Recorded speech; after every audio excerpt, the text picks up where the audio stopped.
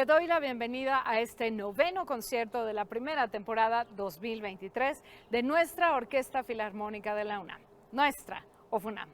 Ya estamos aquí en el exterior de la sala Nezahualcóyotl, en el Centro Cultural Universitario, para escuchar el programa de hoy. Así que gracias por acompañarnos. Quédate, comenzamos.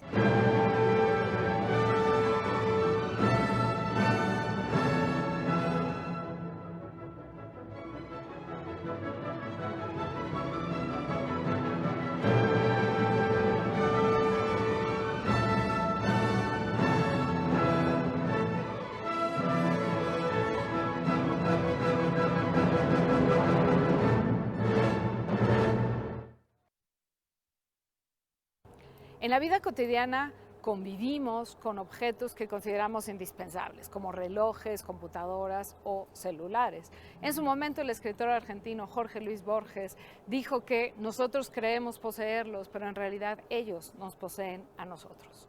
En cualquier caso, estos objetos tienen un antes y un después, transformaron la historia de la humanidad. Enfoquémonos en los relojes. Los primeros datan de 1500 años antes de nuestra era. Los egipcios construyeron esos primeros modelos de relojes de sol que tenían un pequeño inconveniente. Como su nombre lo indica, no funcionaban de noche. Así que construyeron los relojes de agua o clepsidras. Eran unas vasijas que tenían un pequeño orificio y a través de ese orificio iba saliendo el agua de la que estaban rellenos. Y las horas se calculaban en función de cuánta agua quedaba dentro del recipiente. En el siglo XIII aparecieron los primeros relojes mecánicos. Eran enormes y se instalaban en los campanarios de las iglesias. Para el siglo XVI aparecieron los primeros modelos de bolsillo. Todo esto trajo una transformación. La medición del tiempo de verdad revolucionó tanto el mundo laboral como el recreativo, el educativo y, sin duda, el musical, cuando a inicios del siglo XIX se inventó el metrónomo. El tempo, que hasta ese punto había sido subjetivo y lo daba el intérprete, de pronto con el metrónomo se volvió algo absoluto, algo cronometrado, por supuesto, siguiendo la misma idea, la misma estructura de un reloj. Sin embargo, quedan todavía huellas de esa era pre-metrónomo, digámoslo así.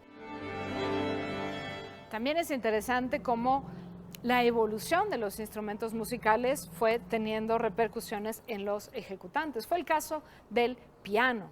En el siglo XIX se convirtió en fundamental en los hogares burgueses.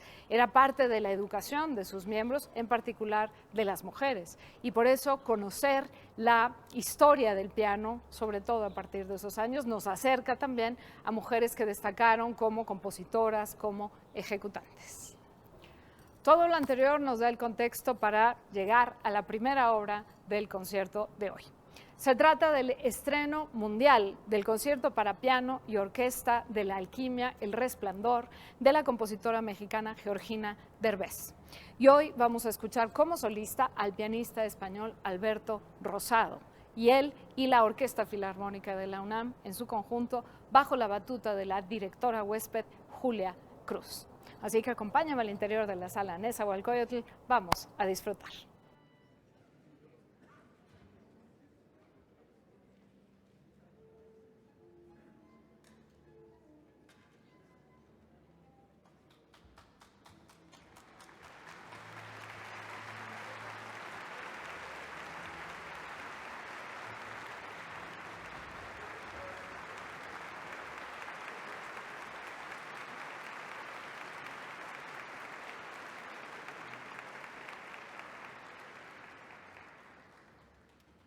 De La Alquimia, El Resplandor, para piano y orquesta, es la última parte de un tríptico escrito por Georgina Derbez, inspirado en la serie fotográfica Finlandia, del artista contemporáneo mexicano Gerardo Montiel Klimt.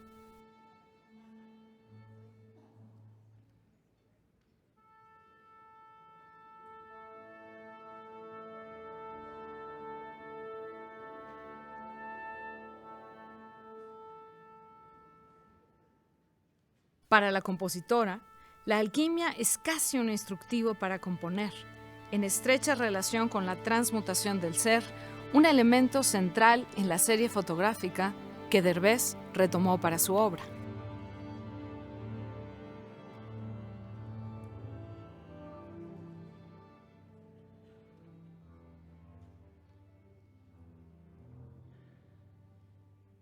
De la alquimia, El Resplandor fue escrita en estrecha colaboración con el pianista Alberto Rosado, a quien Derbez dedicó la obra y hoy escucharemos.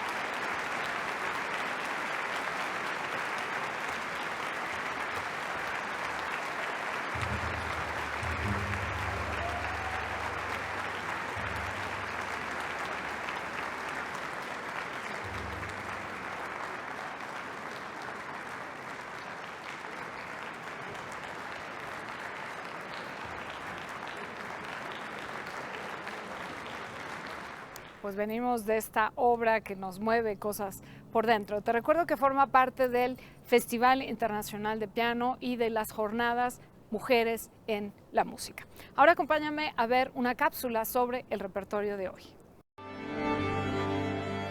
Pues este fin de semana vamos a ofrecer un programa que a priori puede parecer un poco inconexo, pero no es así. Vamos a hacer el estreno mundial del nuevo concierto de piano de la maestra Georgina Derbez, en las manos de Alberto Rosado, un maravilloso pianista, y acabaremos el programa con una de las sinfonías más queridas por públicos y orquestas del mundo entero, como es la novena sinfonía de Dvořák, la sinfonía desde el Nuevo Mundo, ¿no? El repertorio este fin de semana, lo que a mí atañe, es el concierto para piano y orquesta de Georgina Derbez, del resplandor a la alquimia, ¿no? Un concierto que nace de una manera curiosa. Yo estuve aquí hace 3 años estrenando un concierto también de otra compositora grande, compositora mexicana, Hilda Paredes.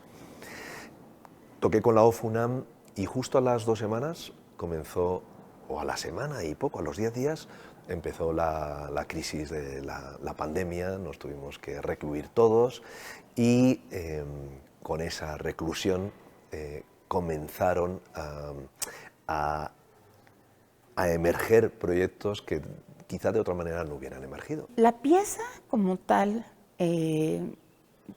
tiene una pieza germen. Colaboré con un fotógrafo que es Gerardo Montiel Clint. Yo vi como que lo más reciente de su trabajo y esa serie de Gerardo tenía el nombre de Finlandia. No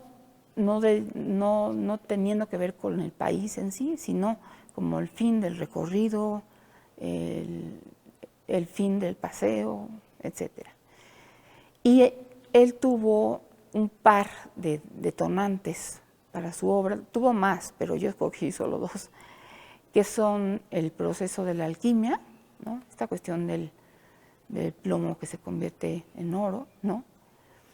Y también la marcha fúnebre de Sigfrido de Wagner. De alguna manera supusieron para ella una bajada también por una cuestión personal, ¿no? De estado anímico que pasó en ese momento, una bajada un poco a los infiernos, a lo negro, a las fuerzas telúricas de la naturaleza, y poner de alguna manera en contraste esas fuerzas telúricas con la luz, con la luminosidad del espacio. Entonces encontré en ese proceso de la alquimia una especie de instructivo para componer. Y luego, antes de hacer esta pieza que terminó siendo una pieza para piano con electrónica, Alberto me dijo, ¿por qué no intentas salirte de tu zona de confort y hacer algo nuevo? Sí, claro, al primero me saqué de onda, pero luego dije, no, tienes razón.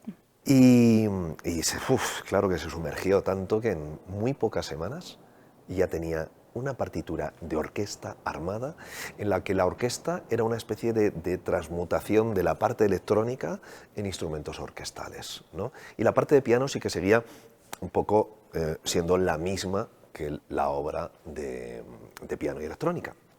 Entonces yo le propuse la idea de ensancharla, ¿no? de ponerle una especie de prisma y de hacer que esa obra tuviera más miradas. Sí, tienes razón.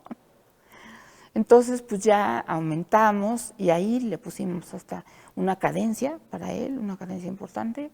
En esta cadencia no está el piano solito completamente, sino que hay bajos, sobre todo el contrafagot, que están ahí como un mar acompañando. Para mí la música de Georgina tiene esta energía interna arrolladora, muy potente y bueno, lo que sí que les puedo adelantar es que hay momentos del concierto en el que casi parece que Alberto que el piano, ¿no? que luche por librarse de la orquesta, que en ciertos momentos casi parece que le atormente, en otros le acompaña. Y por eso precisamente decía que tiene que ver con la transformación, ¿no? Porque el concierto empieza en un lugar más oscuro, digamos, y poco a poco, a lo largo del concierto, ¿no? va subiendo hasta que llega a un lugar mucho más luminoso y de repente la música es otra, digamos, ¿no? Aún es la misma, aún podemos encontrar los mismos motivos, podríamos decir, ¿no? pero ya suenan diferentes porque ya han pasado por una transformación, ¿no? Me parece que es una idea muy bella, que además está muy bien ejecutada en la partitura y bueno, creo que es un concierto que va a interesar a todo el público. Y terminó un concierto que, bueno, tuve la suerte de ser el dedicatario, de un concierto de 21 minutos en los que la orquesta y el piano brillan a partes iguales y a mí me parece un concierto excelente. Y en el caso de Dvořák, bueno, pues es el llegar a un nuevo lugar, ¿no? El ver cómo es ese lugar, pero más que el ya mítico debate sobre si es o no es una sinfonía americana, creo que lo que podemos asegurar que sí es esta música, es una música muy dinámica y que tiene esta cualidad tan de Dvořák de transportar al oyente a otro lugar, ¿no? Es una música que no necesariamente te tiene que llevar hasta un punto final, ¿no? Hacia un triunfo del héroe, digamos. Creo que si decimos que esta sinfonía cuenta una historia, creo que lo importante de esa historia es precisamente el camino que se recorre, ¿no? Cómo de repente aparecen amenazas o recuerdos de otros movimientos, ¿no? Entonces, por eso os digo, no creo que lo importante sea a dónde llegas, ¿no? Sino el viaje en sí.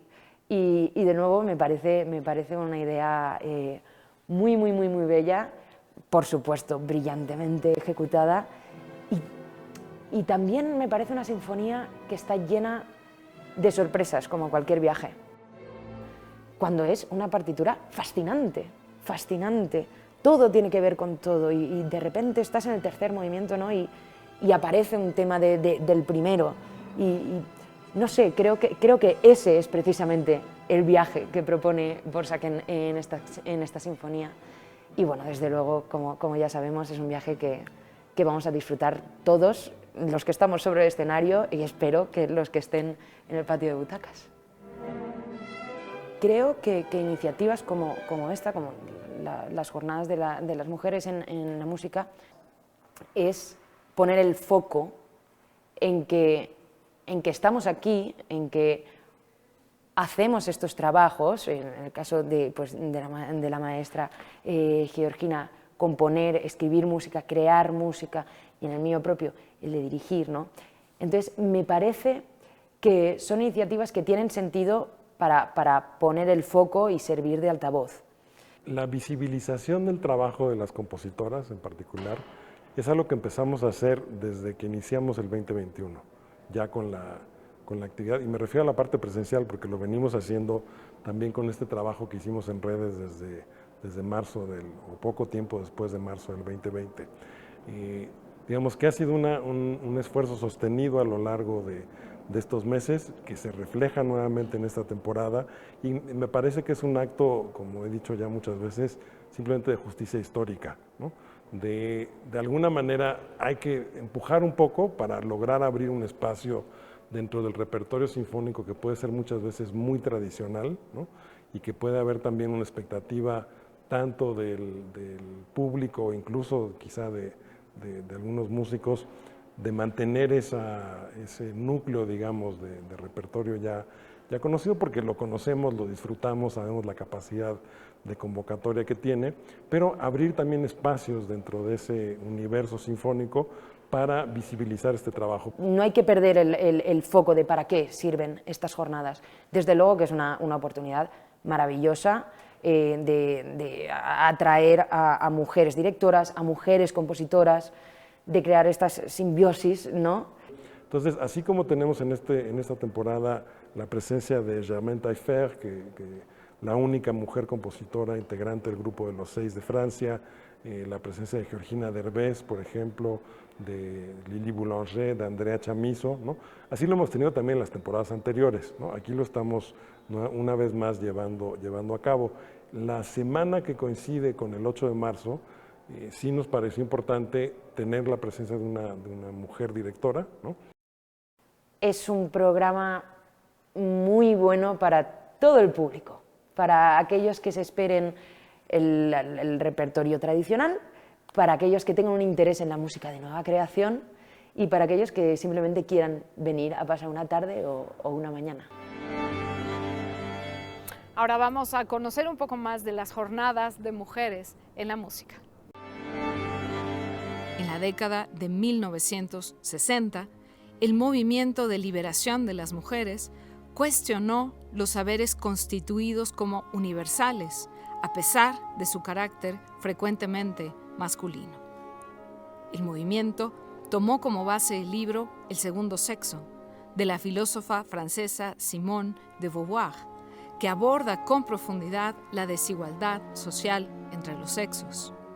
Aunque las protestas iniciaron en Gran Bretaña, Estados Unidos y Francia, pronto se difundieron al resto del mundo de la mano de los movimientos estudiantiles en cada país. Además de cuestionamientos y reflexiones en torno a las diferencias entre hombres y mujeres, las investigadoras y universitarias iniciaron un trabajo de memoria que buscaba rescatar a las mujeres que habían quedado relegadas de los discursos historiográficos oficiales.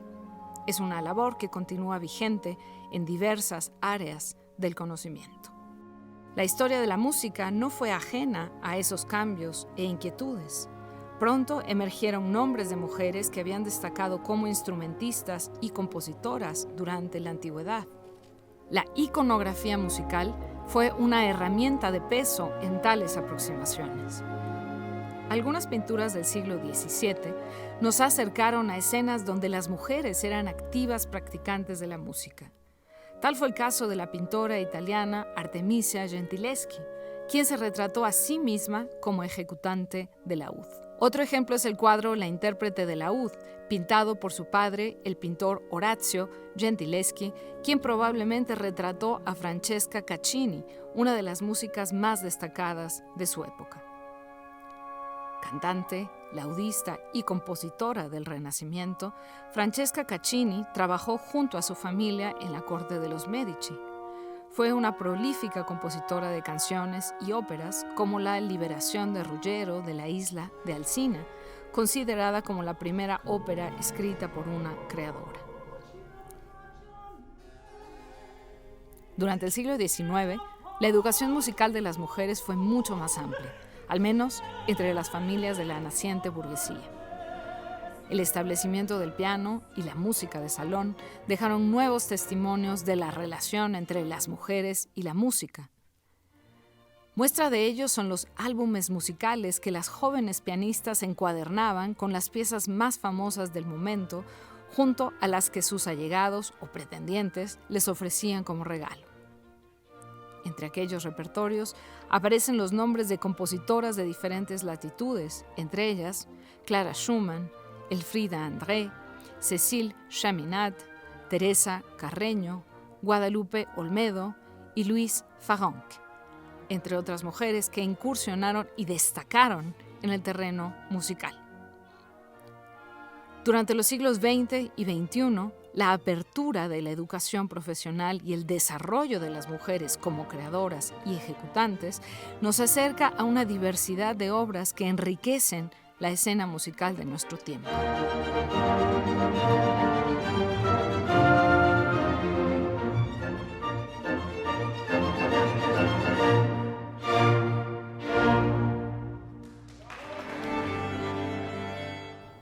Ahora acompáñame de nuevo al interior de la sala Nezahualcóyotl para la segunda parte del concierto. Vamos a escuchar la Sinfonía número 9 en Mi menor, opus 95 del checo Antonín Dvořák. Consta de 4 movimientos y estos son Adagio, allegro molto, largo, molto vivace, allegro con fuoco. Y ahora sí, vamos para adentro. Vamos a disfrutar esta segunda mitad.